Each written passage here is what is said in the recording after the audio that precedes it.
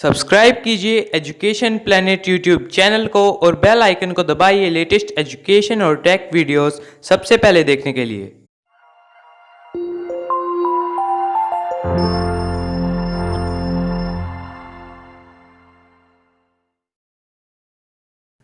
प्रिय विद्यार्थियों, कक्षा 7 विज्ञान विषय में चैप्टर नंबर 4 है ऊष्मा। हम चैप्टर को प्रारंभ करते हैं। ऊष्मा का क्या अर्थ होता है? तो ऊष्मा को हम इंग्लिश में ऊष्मा को कहा जाएगा हीट।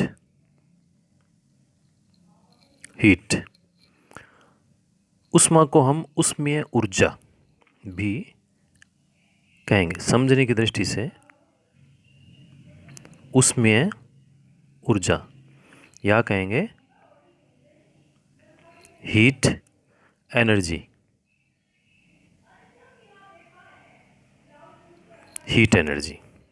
हम बात कर रहे हैं ऊष्मा की। अब ऊष्मा है क्या? ऊष्मा ऊर्जा का एक रूप है जिसके कारण हमें गर्माहट का अनुभव होता है। कोई वस्तु कितनी गर्म है इसका मापन एक विशेष पैमाने के अनुसार किया जाता है और यह माप तापमान कहलाता है। तो ऊष्मा वह ऊर्जा है जिसके कारण तापमान उत्पन्न होता है। यानी ऊष्मा वह ताकत है जो कि तापमान को बढ़ाने की अपने में क्षमता रखती है। तो प्रत्येक वस्तु को गर्म करने के लिए ऊष्मा ऊर्जा देनी पड़ती है। हमने यदि दूध गैस पे रखा हुआ है तो आप जानते हैं कि हमें यदि दूध को जल्दी गर्म करना है तो हमें गैस को तेज़ करना पड़ेगा। उसकी जो नीचे से लो निकल रही है उसको तेज़ करना पड़ेगा। इसका मतलब जब लो तेज़ हो रही है तो वो हमें ज़्यादा ऊर्जा दे रही है, और ज़्यादा ऊर्जा दे रही है तो ज़्यादा गर्मी मिल रही है। तो प्रत्येक वस्तु को गर्म करने के लिए ऊष्मा ऊर्जा देनी पड़ती है। और गर्म वस्तु जब ठंडी होती है तो उसमें से ऊष्मा ऊर्जा निकलती है। हमने दूध को गर्म किया, गैस का हमने नीचे से गैस को ऑन किया और उसकी तेज़ लो चल रही है और दूध उससे गर्म हो गया। अब वो जो दूध गर्म हो गया उसमें जो आग से, अग्नि से जो ऊर्जा निकली वो उसने दूध में गई और दूध को उसने गर्म कर दिया।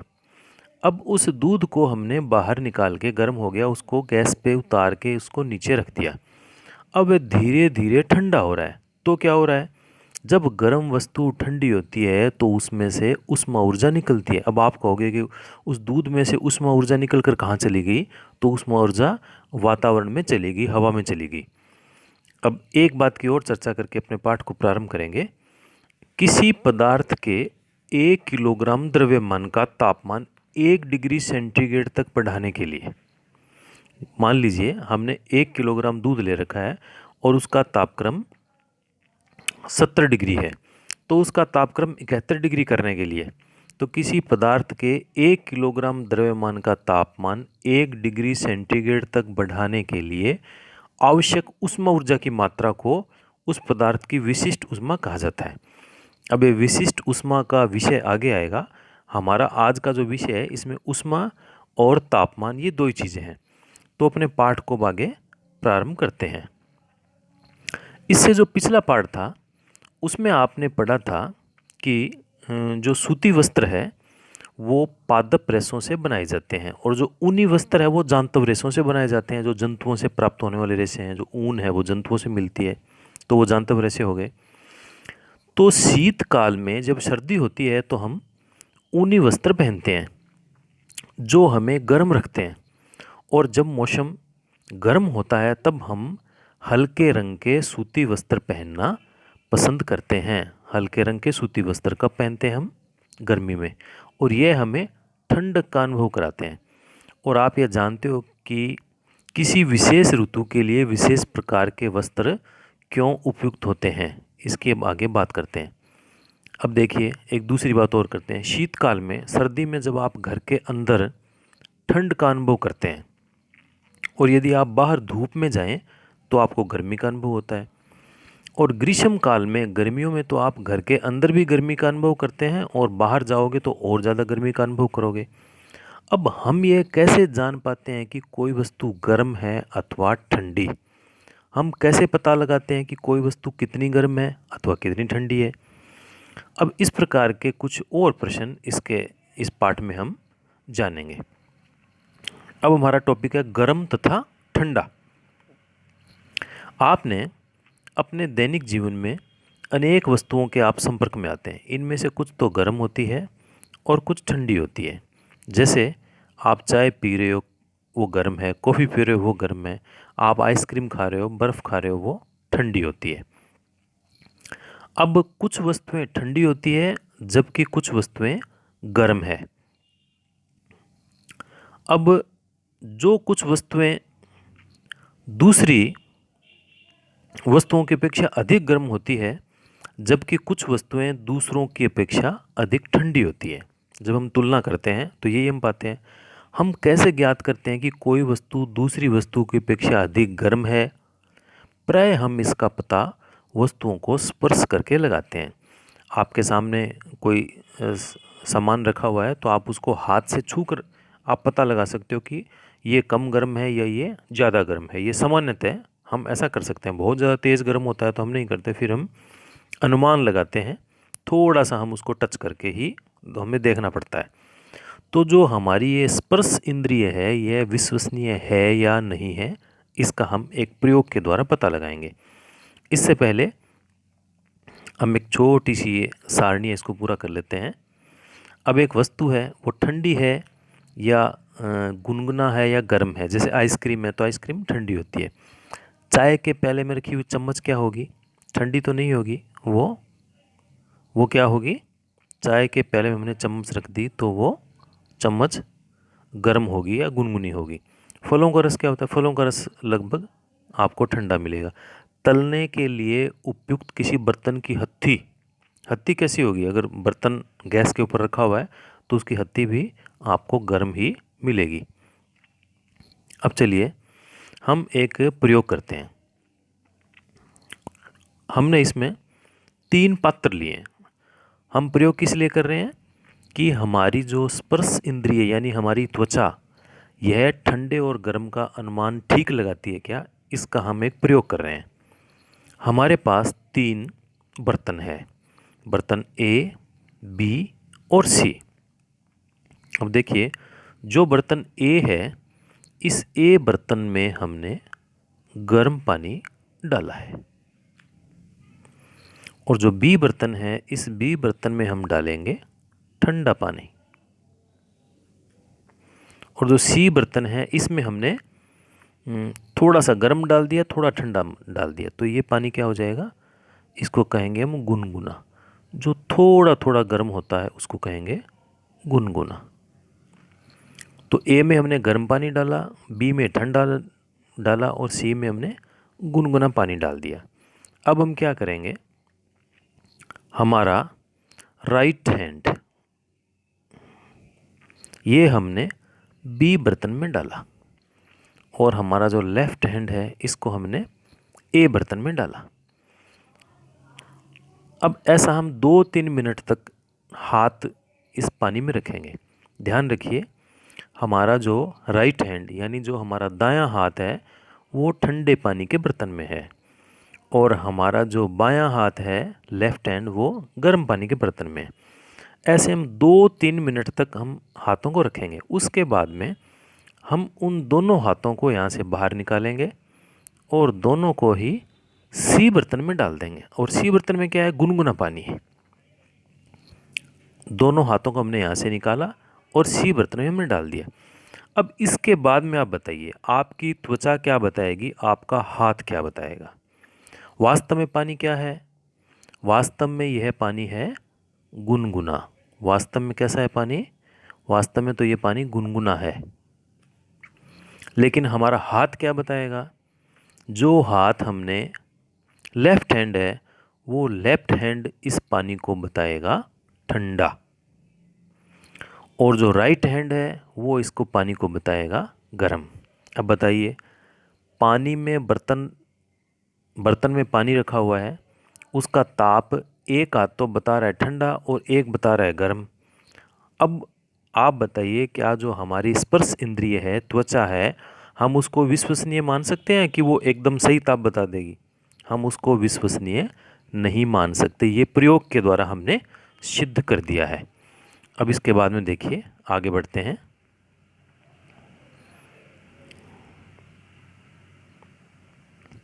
तो हम जो हमारी स्पर्श इंद्रिय है उस पर हम विश्वास नहीं कर सकते। अब फिर हमारे सामने ये समस्या आ गई भी, कोई वस्तु वास्तव में कितनी गर्म है, किसी वस्तु की उष्णता यानी उसकी गर्मी की विश्वसनीय माप उसके ताप से की जाती है। तो ताप मापने के लिए जो हम यंत्र उपयोग में लाते हैं उसको कहा जाता है तापमापी या थर्मामीटर। इंग्लिश में थर्मामीटर कहेंगे, हिंदी में कहेंगे तापमापी। तो तापमापी क्या है? ताप नापने वाली युक्ति का नाम तापमापी है। चलिए, अब ताप का मापन हम कैसे करते हैं? ताप का मापन कब करते हैं? आपने कोई तापमापी देखा होगा, और लगभग आपने जो तापमापी देखा है वो आपने जब डॉक्टर के पास हम जाते हैं और कई बार हमारे बुखार हो जाती है, हमारा स्वास्थ्य खराब हो जाता है, तो फिर डॉक्टर हमारे ताप को नापता है। अब ये जो चित्र में आपके सामने आ रहा है वो डॉक्टरी थर्मामीटर है। यानी इस प्रकार के थर्मामीटर से डॉक्टर हमारा ताप नापता है। एक बार केवल आपको ये थर्मामीटर का चित्र दिखाया गया है, और उसके बाद में थोड़ा डिटेल से, पूरी विस्तार से इसके बारे में इस थर्मामीटर की बात करेंगे। तो ये डॉक्टरी थर्मामीटर है, जो कि डॉक्टर हमारे शरीर का ताप नापने के लिए इसको काम में लेता है।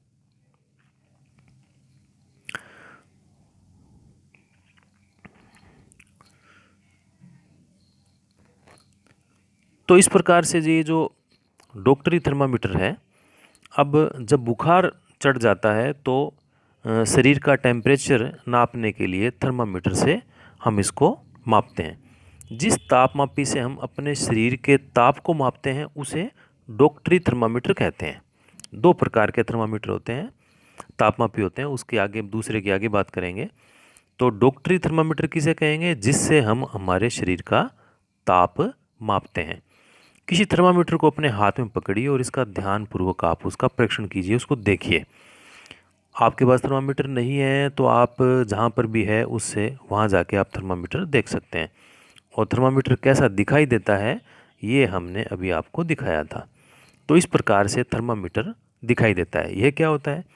एक लंबी, बारीक तथा एक समान व्यास की कांच की नली होती है। आप देखिए, ये एक लंबी नली है, इसका व्यास भी समान है, कांच की नली होती है, और इसके एक सिरे पर एक बल्ब होता है और बल्ब में पारा भरा होता है। अब इसका बल्ब कौन सा होता है? आप देखिए, ये इसका बल्ब है। इसमें ये जो आपको काला काला दिखाई दे रहा है, कुछ चमकीला भी दिखाई दे रहा है, वो पारा है। ये पारा इसमें भरा होता है। तो बल्ब के बाहर नली में पारे की एक पतली चमकीली धारी देखी जा सकती है। अब ये पतली चमकीली धारी, थोड़ा सा इसको और बड़ा करते हैं, देखिए फिर वो अपने को पतली चमकीली धारी इसमें दिखाई देगी। देखिए, ये बल्ब है, और ये जो इसमें एक आपको लाइन दिखाई दे रही है यहाँ तक, जो कि 35 से शुरू हुई है ऊपर, और यह जाके 37 तक आ गई, 37 से थोड़ी आगे चलेगी, और नीचे ये 94 से शुरू हुई है, 94, 95, 96, 97, 98, 98.123, 4, 1 2 3 तक ये इसमें लाल दिखाया हुआ है। तो ये जो इसमें चमकीली और हमें यहाँ पे काली दिखाई दे रही है, ये जो धारी है, लाइन है, ये पारे की लाइन है, और इससे ही हम मापते हैं। अब देखिए, विषय को आगे बढ़ाते हैं। तो ये जो पारे की पतली चमकीली धारी हम इसमें देख सकते हैं। यदि पारे की यह धारी, अगर अपने कई बार जब थर्मामीटर हमारे हाथ में है तो अगर ये दिखाई नहीं दे तो फिर थोड़ा सा थर्मामीटर को हम घुमा के भी इसको देख सकते हैं। और एक बात ध्यान रखना है, जब थर्मामीटर आप पकड़ के रखोगे तो जहाँ पर पारा भरा हुआ है उस तरफ से नहीं पकड़ना, दूसरी तरफ से आपको पकड़ना है। अब थर्मामीटर पर आपको ताप मापने का एक मापक्रम स्केल भी दिखाई देगा। उपयोग में किए जाने वाला यह मापक्रम सेल्सियस स्केल है, जिसे डिग्री सी द्वारा दर्शाते हैं। सेंटीग्रेड भी इसको कहते हैं। तो मापेंगे किसमें? सेल्सियस स्केल में, और डिग्री सेंटीग्रेड भी हम इसको कहेंगे। अब डॉक्टरी थर्मामीटर में हम 35 डिग्री सेंटीग्रेड से 42 डिग्री सेंटीग्रेड तक के ताप को ही माप सकते हैं। 35 डिग्री सेंटीग्रेड से 42 डिग्री सेंटीग्रेड तक के ताप को माप सकते हैं। आपसे पूछ सकते हैं छोटा क्वेश्चन में कि डॉक्टरी थर्मामीटर से कितना ताप मापा जा सकता है, तो आप कहोगे 35 डिग्री सेंटीग्रेड से 42 डिग्री सेंटीग्रेड तक का ताप हम उससे माप सकते हैं। अब इसमें नीचे फ़ारेनहाइट में भी ये तापक्रम इसका लिखा होता है। तो ये 94 फ़ारेनहाइट से 108 डिग्री तक इसका होता है। और लगभग जब डॉक्टर इस हमारे ताप को मापता है तो वो यही कहता है कि आपको 99 डिग्री बुखार है, 100 डिग्री बुखार है। उसका मतलब क्या है? वो किस में बोल रहा है? फ़ारेनहाइट में बोल रहा है। तो हमारे शरीर का जो ताप है वो सामान्य ताप रहता है 37 डिग्री सेंटीग्रेड तक। इसमें आप और देखिए, ये देखिए आप, ये देखिए ये यहाँ 37 डिग्री है और नीचे ये फ़ारेनहाइट है। तो ये 98 हो गया और नीचे आगे हो गया 1 2 3 98.3, और ये थोड़ा सा आगे गया हुआ इसमें देखिए आप धारी, ये 98.4 तक हो गई। चलिए इसके बाद में अब थर्मामीटर से ताप को हम मापेंगे कैसे, यह सीखने के लिए कि थर्मामीटर को कैसे पढ़ा जाता है, सबसे पहले हम किन्हीं दो क्रमागत यानी एक के बाद एक बड़े चिन्हों के द्वारा निरूपित ताप के अंतर को हम नोट करेंगे, और इन दोनों चिन्हों के बीच भागों की संख्या छोटे चिन्हों द्वारा दर्शाई गई उसको भी नोट करेंगे। देखिए हम थर्मामीटर के द्वारा ही थर्मामीटर को पढ़ना सीखते हैं। देखिए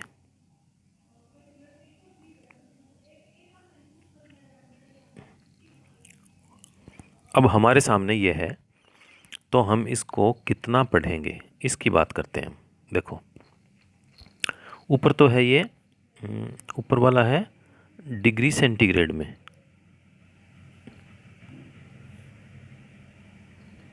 ऊपर तो है डिग्री सेंटीग्रेड में, इसको हमने डिग्री सेंटीग्रेड लिखा, और नीचे क्या है? डिग्री फ़ारेनहाइट में। अब हम इसको पढ़ेंगे कैसे? अब ये जो आपको दिखाई दे रही है, मैं इसके नीचे एक और लाइन खींच रहा हूँ नीले रंग की, ये जो आपको धारी दिखाई दे रही है यह पारे की पतली लाइन है, जो पारा बल्ब में भरा हुआ था। जब उसको हम ताप मिलता है, तो जब आपने देखा होगा डॉक्टर आपके शरीर के ताप को मापता है तो तापमापी को आपकी जीभ के नीचे रखने के लिए कहता है। 1-1.5 मिनट तक वो कहता है कि आप जीभ के नीचे रखिए। तो ताप मिलता है तो वो बल्ब से पारा आगे बढ़ता है। अब देखिए इसमें ये जो यहाँ पर तो ताप है 36 डिग्री, ये यहाँ पे है 37 डिग्री, ये 37 डिग्री ताप है। अब उसके बाद में जहाँ पर भी लाइन आई हुई होगी, अब ये 37 के बाद में ये जो छोटी छोटी लाइनें हैं, ये 1 2 3 4 5, ये 37.5 हो गया, और फिर ये 6 7 8 और आगे 9, और फिर आ जाएगा यहाँ पे 10 में, 10 की जगह 38 आ जाएगा। अब आप देखिए नीचे ये फ़ारेनहाइट में है, तो ये पीछे 94 से शुरू हुआ था, तो 94 95 96 97, और उसके बाद में आप यहाँ पे आ गया है ये 98, ये 98 आ गया है, और यहाँ पे आ गया ये 99। तो 98 के बाद में ये 1 2 3 4 5 और 6 7 8 9 10, तो ये बड़ा जो अंक है और उसके बाद में जो छोटी लाइनें हैं उन दोनों को जोड़कर हम इसके ताप को पढ़ेंगे। देखिए अब उपयोग करने से पहले थर्मामीटर को अच्छी प्रकार से हमें धोना चाहिए। और धोने के लिए किसी पुत्तिरोधी या रोगाणुरोधक घोल का उपयोग करना सुरक्षित रहता है। अब रोगाणुरोधक घोल कौन सा होता है, क्या उसका काम होता है? यदि कोई रोगाणु उसके लग गए हैं तो उसको मिटाने का काम रोगाणुरोधक घोल करता है। टिंचर आयोडीन रोगाणुरोधक घोल होती है, और स्प्रीट भी हो सकती है, एल्कोहल भी हो सकता है। तो ये जो चीज़ें हैं वो रोगाणुरोधक होती है। डॉक्टर लगभग जो उपयोग करता है वो जो स्प्रीट को स्कोप में उपयोग करते हैं, और उसमें उस थर्मामीटर को वो डुबो के रखते हैं।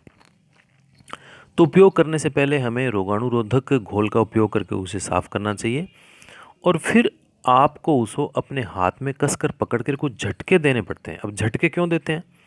झटका हम इसलिए देते हैं कि जो डॉक्टरी थर्मामीटर होता है उसकी विशेषता होती है कि आपने उससे यदि शरीर का ताप माप लिया, और मान लीजिए उसने वो 100 डिग्री फ़ारेनहाइट तक पहुंच गया है, या 38 डिग्री सेंटीग्रेड तक पहुंच गया है, तो वो अपने आप नीचे नहीं आता। तो उसको नीचे लाने के लिए उसको हमें झटकना पड़ता है। ये उस थर्मामीटर की विशेषता होती है। उसमें एक प्रकार का बीच में कुछ ऐसा बनाया होता है जिसको किंक कहते हैं, ताकि वो पारा वापस नीचे नहीं आता, वहाँ से झटकने से वो नीचे आता है। तो इसलिए कुछ झटके उसको देने पड़ते हैं, और झटके देने के बाद में हमें देख लेना चाहिए कि यह 35 डिग्री सेंटीग्रेड से नीचे आ गया है ना, ऐसा हम उसको देख लेंगे। लाइन अगर दिखाई नहीं दे रही है तो उसको थोड़ा तिरछा कर लेंगे, और फिर 1 मिनट के पश्चात, हाँ, उसके बाद में थर्मामीटर के बल्ब को जीभ के नीचे रखेंगे और 1 मिनट तक रखेंगे वहाँ पे। उसके पश्चात थर्मामीटर को बाहर निकालेंगे और उसका पाठ्यांक नोट करेंगे। ये हमारे शरीर का ताप होता है, और ताप को सदैव इसके मात्रक डिग्री सेंटीग्रेड के साथ ही व्यक्त करना चाहिए। और मानव शरीर का तापक्रम, जो सामान्य तापक्रम है, वो रहता है 37 डिग्री सेंटीग्रेड। ये आपको ध्यान रखना है, 37 नहीं कहेंगे, 37 डिग्री सेंटीग्रेड। ताप को हमेशा इसके मात्रक के साथ ही व्यक्त करना चाहिए। ये आपको ध्यान रखने वाली बात है। इसके बाद देखिए, अब डॉक्टरी थर्मामीटर की सहायता से आप कुछ अपने मित्रों का ताप भी माप सकते हो, ताकि आप उसको मापना भी सीख जाएंगे। अब डॉक्टरी थर्मामीटर उपयोग करने के लिए आवश्यक सावधानियाँ, ये एक आपके इस पाठ में क्वेश्चन भी हो सकता है कि डॉक्टरी थर्मामीटर उपयोग करने के लिए आवश्यक सावधानियाँ कौन सी लिखिए।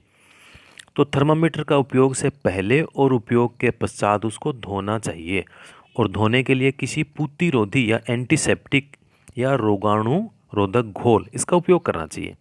और रोगाणुरोधक घोल कौन सा है? टिंचर आयोडीन हो सकता है, स्प्रीट हो सकता है, एल्कोहल हो सकता है। सुनिश्चित कीजिए कि उपयोग से पहले पारे का तल 35 डिग्री सेंटीग्रेड से नीचे हो, इसके लिए हम उसको झटकते हैं। और थर्मामीटर को पढ़ते समय पारे का तल दृष्टि रेखा की सीध में होना चाहिए, यानी आपकी आंख के बिल्कुल सीध में होगा, तभी वो आपको ठीक से दिखाई देगा। और थर्मामीटर का उपयोग सावधानी पूर्वक करना चाहिए। किसी कठोर वस्तु से टकराने पर वह टूट सकता है, और थर्मामीटर का उपयोग करते समय इसे बल्ब से नहीं पकड़ना चाहिए, बल्ब से, बल्कि दूसरी तरफ से पकड़ना चाहिए। बल्ब की तरफ से पकड़ोगे तो क्या होगा, फिर वो आपका जो उसमें टेम्परेचर आया है उसको वो बढ़ा सकता है। अगर आपका हाथ ठंडा है तो उसको घटा सकता है, इसलिए उसको बल्ब की तरफ से नहीं पकड़ना चाहिए।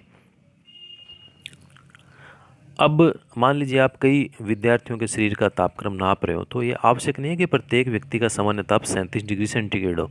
यह कुछ अधिक अथवा कुछ कम भी हो सकता है। वास्तव में जिसे हम सामान्य ताप, नॉर्मल टेम्परेचर कहते हैं, वह स्वस्थ व्यक्तियों के विशाल समूह के शरीर का औसत ताप। इसका मतलब ये नहीं किसी का 35 हो जाएगा, किसी का 37 है तो 37.2 हो सकता है, 36.8 हो सकता है, 36.9 हो सकता है, 37.1 हो सकता है। तो इस सब को मिला के हम एवरेज कहेंगे, वो होगा 37 डिग्री सेंटीग्रेड। चलिए अब विषय को और आगे बढ़ाते हैं। तो डॉक्टरी थर्मामीटर का उपयोग मानव शरीर का ताप मापने को छोड़कर किसी अन्य वस्तु का ताप मापने के लिए नहीं करना चाहिए। अब थर्मामीटर को धूप और आग के पास बिल्कुल नहीं ले जाना चाहिए, ऐसा करने से वह तुरंत टूट सकता है। अब आप कहोगे जी टूट क्यों जाएगा? क्योंकि यह 35 डिग्री से 42 डिग्री सेंटीग्रेड तक का ताप मापने के लिए ही होता है। और आपने अगर प्रयोग करने के लिए देख लिया कि हम दूध का टेम्परेचर कितना है, गर्म दूध का देखते हैं, तो गर्म दूध का टेम्परेचर आपको 100 डिग्री सेंटीग्रेड तक मिल सकता है। तो आपने यदि जैसे ही उसमें थर्मामीटर डाल दिया गलती से, तो डालते ही क्या होगा, तुरंत थर्मामीटर टूट जाएगा। और एक आपको और ध्यान रखना है, थर्मामीटर में जो पारा भरा होता है वो एक बहुत ही खतरनाक जहर होता है, बहुत तेज जहर होता है। अगर वो गलती से भी आपके मुंह में चला गया तो मृत्यु भी हो सकती है। इसलिए जो डॉक्टरी थर्मामीटर है उसको आग के पास नहीं ले जाना चाहिए, धूप में उसको नहीं रखना चाहिए। ऐसा करने से वो टूट जाता है। आपसे पूछे क्यों टूट जाता है, क्योंकि वो टेम्परेचर ही 35 से 42 के बीच में बताता है, और धूप का टेम्परेचर और दूध का टेम्परेचर यदि इससे ज़्यादा है तो फिर वो सहन नहीं करेगा, टूट जाएगा। अब एक दूसरा तापमापी होता है जिसे कहते हैं प्रयोगशाला तापमापी। अभी हमने बात की थी डॉक्टरी तापमापी की, अब दूसरा प्रयोगशाला तापमापी। हम अन्य वस्तुओं के ताप कैसे मापते हैं, इसके लिए अन्य तापमापी काम में लिए जाते हैं। ऐसा ही एक तापमापी होता है प्रयोगशाला तापमापी। अब इसका जो न्यूनतम ताप है प्रयोगशाला तापमापी का, वो लगभग 10 डिग्री सेंटीग्रेड से 110 डिग्री सेंटीग्रेड तक होता है। अब देखिए डॉक्टरी थर्मामीटर का क्या था, 35 से लेकर 42 तक, और जो प्रयोगशाला तापमापी है उसका क्या है, 10 डिग्री सेंटीग्रेड से 110 डिग्री सेंटीग्रेड तक। अब जैसे डॉक्टरी थर्मामीटर में छोटे छोटे चिन्ह बनाए होते हैं, उसी प्रकार से इसमें भी छोटे भाग होते हैं, और तापमापी द्वारा दर्शाए गए ताप को ठीक ठीक पढ़ने के लिए उसी प्रकार से ताप के मान की हमें आवश्यकता पड़ती है।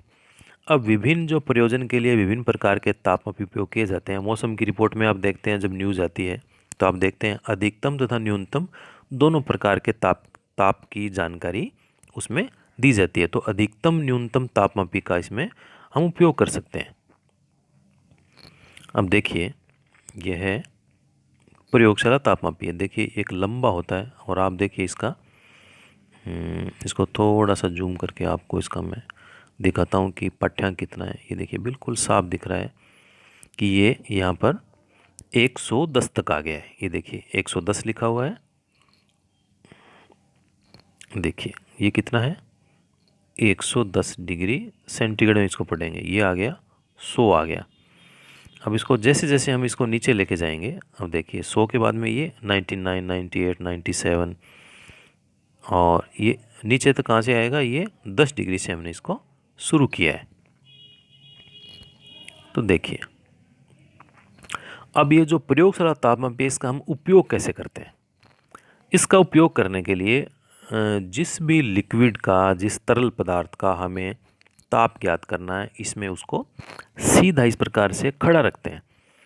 और क्या ध्यान रखते हैं, जिस बर्तन में हमने जो लिक्विड डाला है, पानी डाला है, दूध डाला है या कोई अन्य पदार्थ है, तो उस बर्तन की दीवारों के ये तापमापी टच नहीं होना चाहिए, छूना नहीं चाहिए। और जिस लिक्विड का ताप ज्ञात करना है उसके बीच में ये रहना चाहिए, यानी उसके चारों ओर वो लिक्विड होना चाहिए। अब इसके लिए किसी बीकर अथवा मग में हम नल का थोड़ा सा पानी लेंगे, जल लेंगे, तापमापी को जल में इस प्रकार डुबोएंगे उसका बल्ब तो जल में डूबा रहे, लेकिन बर्तन की तली अथवा दीवारों को स्पर्श नहीं करे। तो तापमापी को जल में ऊर्ध्वाधर रखते हुए, सीधा रखते हुए, इसमें पारे के तल की गति को हम देखेंगे और प्रतीक्षा करेंगे। जब तक नली में पारे का तल स्थिर न हो जाए तापमापी का पाठ्यांक नोट कर लेंगे, और ये उस समय के जल का ताप है। देखिए क्या अंतर हुआ, हमने डॉक्टरी थर्मामीटर में जब हमने ताप को ज्ञात किया था तो हमने जीभ से, मुंह के अंदर से हमने तापमापी को बाहर निकाला था, उसके बाद में हमने टेम्परेचर देखा था। और प्रयोगशाला तापमापी में हम पानी का ताप ज्ञात कर रहे हैं, तो हम टेम्परेचर या पाठ्यांक कब नोट कर रहे हैं, जब वो पानी के अंदर है वहीं हम उसका पाठ्यांक नोट कर लेंगे। अब इसका क्या कारण है, क्योंकि यदि हमने ये प्रयोगशाला तापमापी है उसको हमने उस बर्तन से बाहर निकाल के देखा तो इतने में इसका ताप नीचे चला जाएगा, ऊपर भी जा सकता है, यदि बाहर बहुत ज़्यादा गर्मी है तो ऊपर भी जा सकता है, यानी उसमें परिवर्तन हो सकता है। और जो डॉक्टरी थर्मामीटर है उसमें परिवर्तन नहीं होता। क्यों नहीं होता, वो बताया था, उसमें किंक होता है, एक छोटा सा एक घुमाव सा होता है उसमें पारे में, ताकि वो पारा वापस नीचे नहीं आता और न ही वो ऊपर जाता है। तो इसमें चित्र के रूप में आपको आगे इसमें और बताएंगे। अब देखिए, अब प्रयोगशाला तापमापी का उपयोग करते समय डॉक्टरी थर्मामीटर का पाठ्यांक लेते समय बरती जाने वाली सावधानियां तो हम काम में लेंगे ही लेंगे, इसके अलावा जो निम्नलिखित सावधानियां वो और भी उसमें रखेंगे, उसमें जोड़ देंगे। पहला, तापमापी को ऊर्ध्वाधर रखना चाहिए, तिरछा नहीं रखना चाहिए, एकदम सीधा। और तापमापी का बल्ब चारों ओर से उस पदार्थ से घिरा होना चाहिए जिसका हमें ताप मापना है। बल्ब बर्तन की दीवारों से नहीं छूना चाहिए, जिसकी हम पहले बात कर चुके हैं। अब देखिए, अब किसी बिक्री अमग में थोड़ा सा गर्म जल लेंगे और तापमापी के बल्ब को जल में डुबोएंगे। पारे के तल के स्थिर होने तक प्रतीक्षा करेंगे। जब पारे का तल स्थिर हो जाए तो उस ताप को हम नोट कर लेंगे।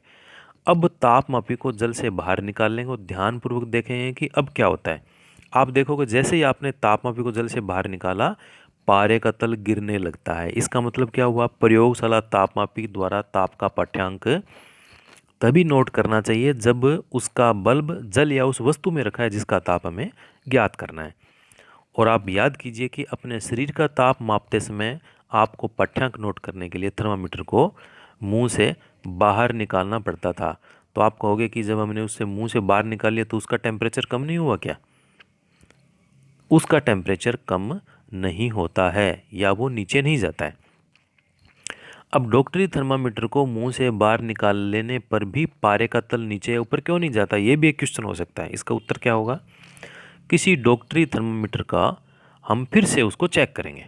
अब आप देखिए, अब जो डॉक्टरी थर्मामीटर है उसका जो बल्ब होता है उसके पास में कोई विभंग या किंक एक आपको देखिए छोटा सा एक गड्ढा सा या एक सीधी लाइन के रूप में नहीं होगा, थोड़ा सा ऐसी आपको जगह दिखाई दे रही है। इसको कहा गया है विभंग या किंक। देखिए, ये इसको क्या कहेंगे? हम इसको विभंग कहेंगे या उसको कहेंगे किंक। अब इसका काम क्या है? डॉक्टरी थर्मामीटर में विभंग या किंक का काम क्या है? अब यहाँ हमने ये जो बल्ब है इसको तापक्रम नोट करते समय, ज्ञात करते समय हमने मुंह में रखा। मुंह में रखने से यहाँ से पारा ऊपर चढ़ने लग गया। यहाँ से पारा ऊपर चढ़ेगा, यहाँ से इसके अंदर से होते हुए पारा ऊपर चढ़ने लग गया।